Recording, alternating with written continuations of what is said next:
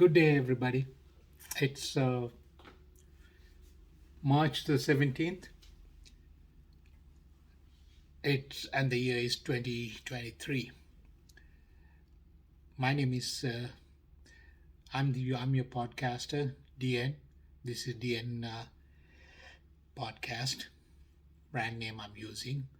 Uh, that said, just something comes to my mind with everything that's going on on the world stage. See, U.S.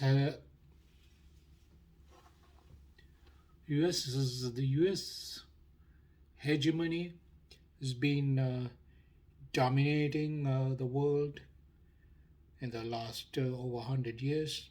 Soon after the British Empire bit by bit crumbled, it's US. Uh, See, in the olden days, the colonial powers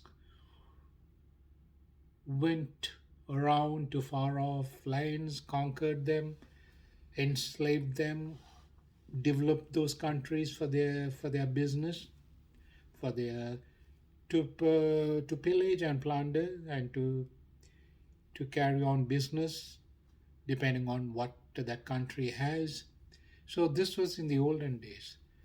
But then the greatest empire of all time, I guess it was Britain that had 35 countries, I'm sorry, 85 countries under its wing.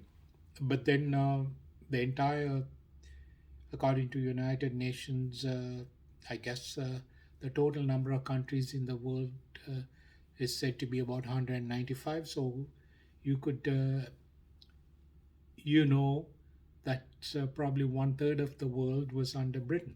That too, uh, that the empire where the sun never sets, that too crumbled. And the US came over and started leading the world because it was not only a financial power, it was a superpower too. But colonial days were gone, and no country uh, was supposed to go and invade another country. But US took a different approach. Instead of invading,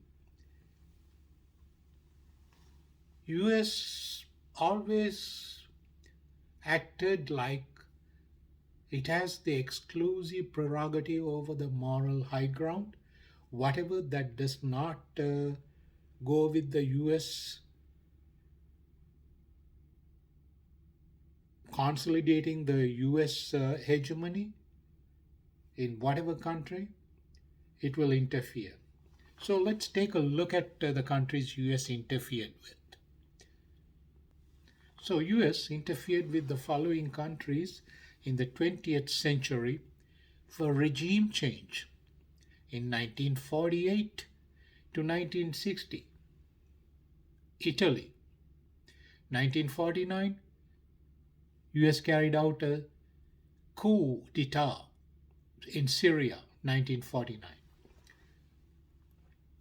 In 1949 to 53, US was interfered in Albania.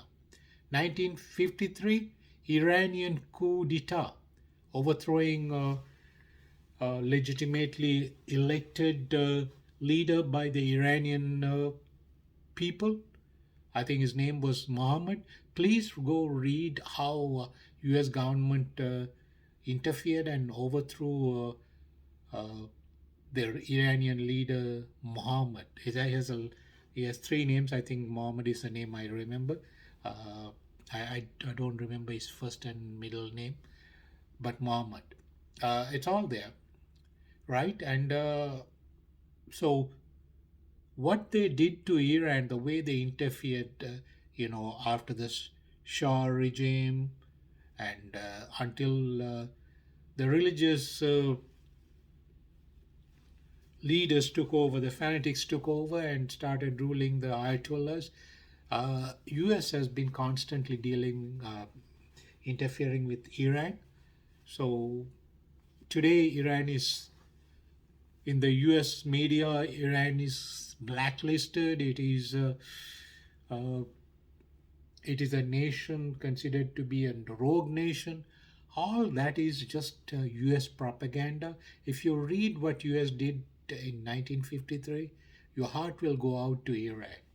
That if you're a conscionable human being, you will feel that way. I have no skin in the game. I have nothing to gain in anything. I'm an independent spectator of the world events, and I'm just trying to talk about what's going on in the world by way of views and reviews. So, anyways, these Iranian coup in 1953, 1954, Guatemalan coup d'etat, again US. 1956, the Syrian crisis, 56, 57. US is behind it. 57, 58, Indonesian rebellion. Who was behind it? US, right? They have their intelligence agencies, no, notorious for these things. It's CIA, and the ruling government will commission CIA.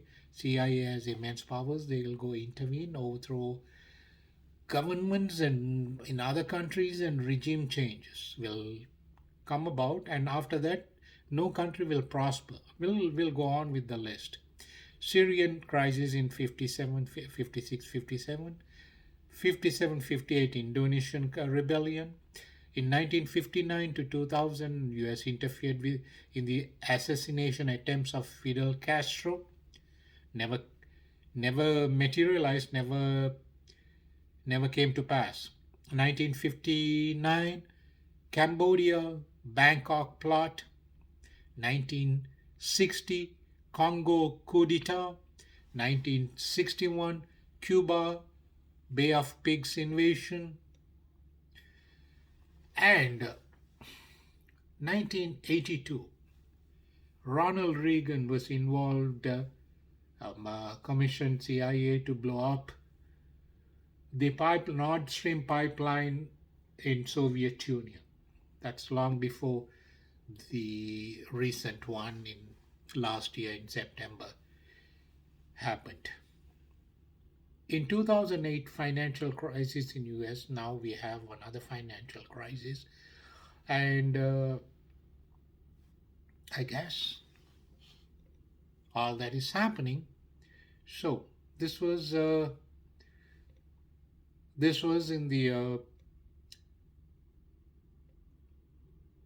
the 20th century.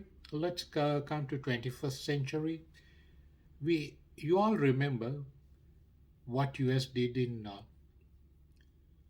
Libya, what US did in Iraq, what US is doing in Iran or trying to do, and so those are, and the what happened in Kuwait, trying to, under the pretext of defending US, uh, went against Saddam Hussein, the first war, right? So, US has been always involved in regime change in other countries, in the other nations. Is it time in the last, especially in the last 2 years, the way what is going on? Is it time for? Is it high time for a regime change in US? Right? What goes around comes around. People say it's karma. I like to call it the law of nature. See, simply put, if you plant potatoes, you will only get potatoes. You won't get bananas. And if you like actions, bring like results. If you are going around doing heinous crimes and expect everything because you look at the world, you look upon world in a way that, see, even the truth is a social construct. So everything is subjective. But again, What is good for you should be good for me, not just me alone, right? Live and let live. Just because you are the hegemon, you're because you're the biggest hegemony in the world, you go around interfere in every nation, destroying not not a single country that US interfered with has prospered. Look at Venezuela.